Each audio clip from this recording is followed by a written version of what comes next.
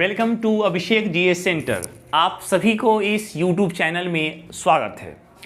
आज की इस वीडियो सीरीज में हम ये पढ़ने वाले हैं कि इकॉनमी जब कोरोना आई थी तो कोरोना ने सबसे ज़्यादा तबाही जो मचाई उससे पूरे वर्ल्ड का इकॉनमी टोटल पंगु बन गया।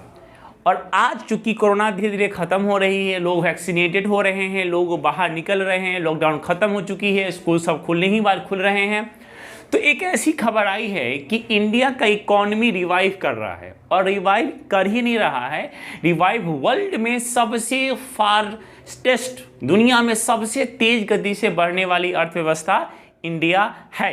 इस क्वार्टर में बात की गई है।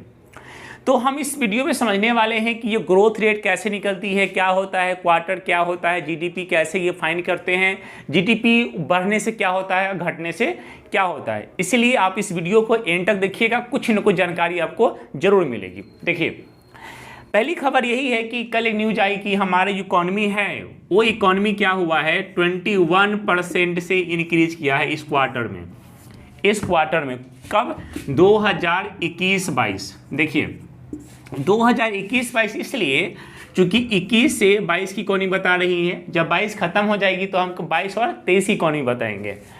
ये जो ग्रोथ रेट है इतना जीडीपी का, ये क्वार्टर का ग्रोथ रेट है। क्वार्टर मतलब क्या होता है कि आप जानते हैं कि एक साल में 12 महीने होते हैं और क्वार्टर के लिए क्या करेंगे आप, 4 से उसको डिवाइड कर देंगे। जब 4 से डिवाइड करेंगे कितना आएगा, 3 आएगा। यानी कि हर एक क्वार्टर का मतलब क्या होता है कि 3 महीने का ग्रोथ रेट। देखिए यहाँ ग्रोथ रेट है, ग्रोथ इतना मत समझिए कहाँ हमारा इकॉनमी जो है वो 21% से बढ़ रहा है, बढ़ रहा है। ग्रोथ रेट 3 महीने का है। इसका मतलब ये नहीं कि दुनिया में सबसे ज़्यादा पैसा इंडिया के पास है, दुनिया में सबसे ज़्यादा विकास इंडिया के पास है, ये नहीं मतलब है। ग्रोथ रेट का ये मतलब हुआ कि जितना रेट से अमेरिका, चाइना, जापान, कोरिया ये लोग डेवलप कर रहा है, उस सबसे हम हाईएस्ट ग्रोथ से डेवलप कर रहे हैं। समझ में आ गई? तो आपने ये समझ लिया क्वार्टर। लेकिन उस क्वार्टर में क्या होता है, जस्ट वेट, मिटाने वाला कहाँ गया? उस क्वार्टर में क्या होता है, देखिए कि मान लीजिए कि एक सर्कल है, आप ये सर्कल पूरे 12 महीने का है, आप इसको बांट दिए 6 महीने का, इसको बांट दिए, यानी कि सब हो गया 3, 6, 9, 12 महीने का। तो पहली जो आई है, पहली जो क्वार्टर आई है 2021 की, उसमें बताया गया है कि भाई आपका ग्रोथ रेट जो है 21% से क्या कर रहा है, इंक्रीज कर रहा है। और दुनिया का सबसे मतलब हाईएस्ट ग्रोथ करने वाला कंट्री कौन है, इंडिया है। लेकिन जरा सोचिए, इससे एक साल पहले सेम इसी क्वार्टर में, एक साल पहले, चूंकि कोरोना तो मार्च में आई थी ना, तो मार्च का तो उसका चल रहा था चौथा क्वार्टर। तो जब हम 2021-22 का जब देखते हैं तो पहले क्वार्टर में इकॉनमी जब आई, उसमें बताया गया कि आपकी इकॉनमी जो है 24% से क्या हो गई है, लुढ़क गई है, कम हो गया है। तो 24% से जब इकॉनमी मेरी गिरी और अभी मेरी इकॉनमी जो है वो 21% से जंप मारी है, ये इसका तो आप सभी लोगों के लिए, हम सभी लोगों के लिए एक खुशखबरी ही है, थोड़ी राहत की सांस है कि शायद महंगाई अब थोड़ी कुछ कम हो। देखिए अब हम समझते हैं कि जो जीडीपी है, चूंकि इस वीडियो का टाइटल ही में है कि एक्सप्लेन्ड जीडीपी।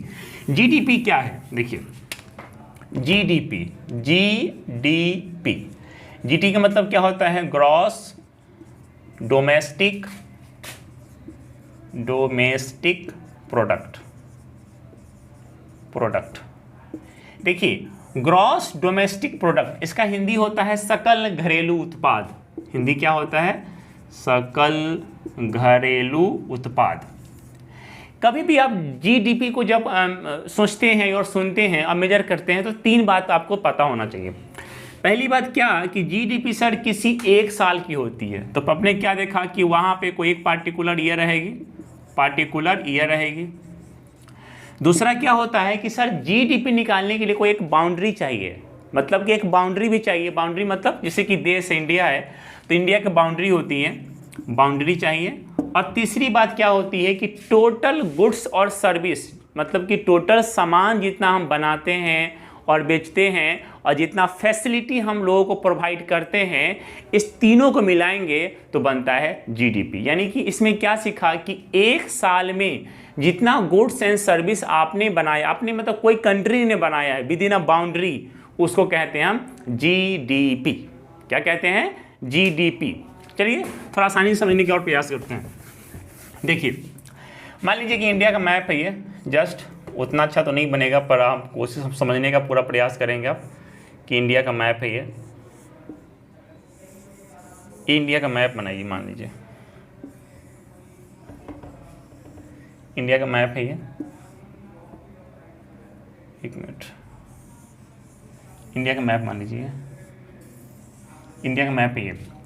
इंडिया के मैप में क्या देखा, चाहे किसी का मैप हो, तो एक बाउंड्री देखा आपने, ये बाउंड्री तो है ना, एक बाउंड्री तो है, बाउंड्री तो है, बाउंड्री तो है, बाउंड्री तो है।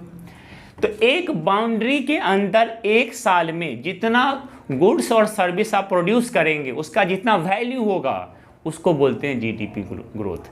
गुड्स एंड सर्विस का क्या होगा, वैल्यू होगा, उसका नाम क्या होता है, GDP ग्रोथ। जैसे समझिए कि इंडिया एक साल में 2000 मान लीजिए कि 20-21 के बात लेते हैं, टोटल गुड्स एंड सर्विस यदि 50 लाख करोड़ रुपए की 50 लाख करोड़ का प्रोड्यूस किया तो हम कहेंगे कि हमारी जो इकॉनमी है वो 50 लाख करोड़ की है। कब, उस ईयर में, ऐसा नहीं कि पूरे का ईयर हो जाएगा, उसमें जितना हमने प्रोड्यूस किया उसका टोटल वैल्यू क्या है, टोटल वैल्यू क्या है। इसको और आसानी से समझना है तो समझिए ऐसे कि आपका परिवार है तो परिवार के घर में एक बाउंड्री भी तो होता है, उसमें कुछ लोग भी तो होते हैं, तो अपने घर में अपने ही लोगों की तो कमाई आप इंक्लूड करेंगे, तो बोलेंगे क्या आपके घर में या हमारे घर में एक साल में हमारे मेंबर द्वारा कुल जितना पैसा उन्होंने कमाया है उसको बोलते हैं हम GDP। कितना कमाया है, खर्च पर छोड़ दीजिए, जितना कमाया है उसको बोलते हैं हम GDP। अब मेरा जो तीसरा सवाल है कि GDP ग्रोथ इंपॉर्टेंट क्यों है और GDP ग्रोथ होने से क्या फ़र्क पड़ता है, हम लोग क्यों उसके पीछे पड़े रहते हैं, GDP ग्रोथ चाहिए, GDP ग्रोथ चाहिए, GDP ग्रोथ चाहिए। देखिए यहाँ समझिएगा, यदि GDP ग्रोथ कब होगा, GDP ग्रोथ कब करे, जैसे कि अभी देखा आपने क्या GDP ग्रोथ की है, कैसे की है, लॉकडाउन खुले हैं, लोग बाजार आए हैं, गाड़ी खुली है, क्या बोलते हैं, जो लॉकडाउन पूरा ख़त्म हो गया है। यानी कि GDP ग्रोथ के लिए क्या हुआ है कि सर मूवमेंट तो बढ़िया होना चाहिए, मूवमेंट होना चाहिए। तो जब लोग जाएंगे तो लोग काम करेंगे और काम करेंगे तो पैसा आएगा, अब पैसा से क्या करेंगे, खर्च करेंगे। खर्च कहाँ करेंगे, किसी फैसिलिटी पे खर्च करेंगे, कोई स्कूल पे खर्च करेगा, कोई मकान पे खर्च करेगा। आप समझिए कि यदि आप पैसे नहीं कमाएंगे तो खर्च कहाँ करेंगे, नहीं करेंगे ना। तो मान लीजिए कि यदि मेरी महीने की आमदनी 1 करोड़ रुपया है, 1 करोड़ रुपया है, तो 1 करोड़ रुपया में से हम क्या करें, कुछ तो खर्च करेंगे ना बाजार में जा करके। मान लीजिए कि हम बाजार में जाकर मर्सिडीज किने, मर्सिडीज खरीदा, तो मर्सिडीज जब खरीदा तो उसको बनाने में कुछ लेबर लगे होंगे, तो इनडायरेक्टली लेबर को ही फायदा होगा, चूंकि गाड़ी बिकी है तो फायदा होगा ना। इसीलिए कहा जाता है कि एक GDP की जब ग्रोथ लगती है तो उस देश के सारे लोगों की आमदनी क्या होती है, बढ़ती है, सबको काम मिलता है, और जब काम मिलता है तो हमारा देश खुशहाल रहता है। इसी के लिए एक खुशहाल देश का GDP ग्रोथ हमेशा ज़्यादा होता है।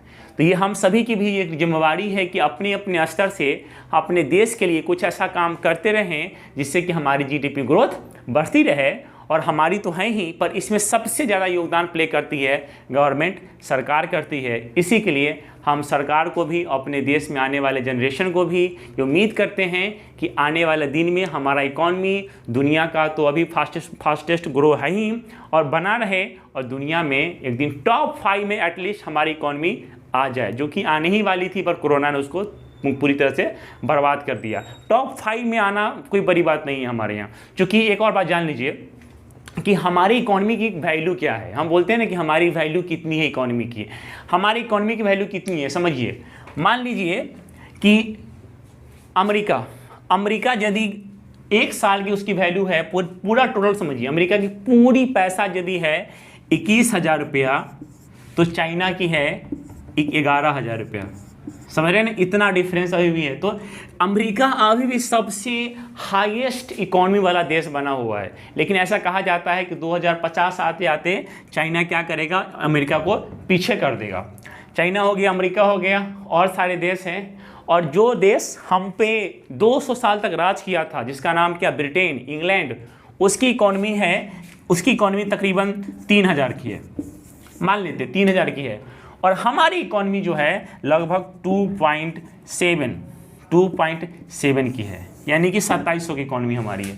तो हम जल्द ही इसको तो पास कर देंगे, लेकिन चाइना को पास करना और अमेरिका को पास करना संभव है, लेकिन थोड़ा वक्त और लगेगा, क्योंकि जब हम लोग ग्रोथ कर रहे होंगे तो चाइना थोड़ी है कि नीचे जा रहा होगा, वो भी तो ग्रोथ ही कर रहा होगा ना, ये बात होती है। आई थिंक आप इस वीडियो सीरीज़ को जरूर एंजॉय किए होंगेगा। अच्छा लगा हो ये वीडियो, मेरा एफर्ट अच्छा लगा हो तो आप लाइक, कमेंट और शेयर करना ना भूलें। Thank you so much.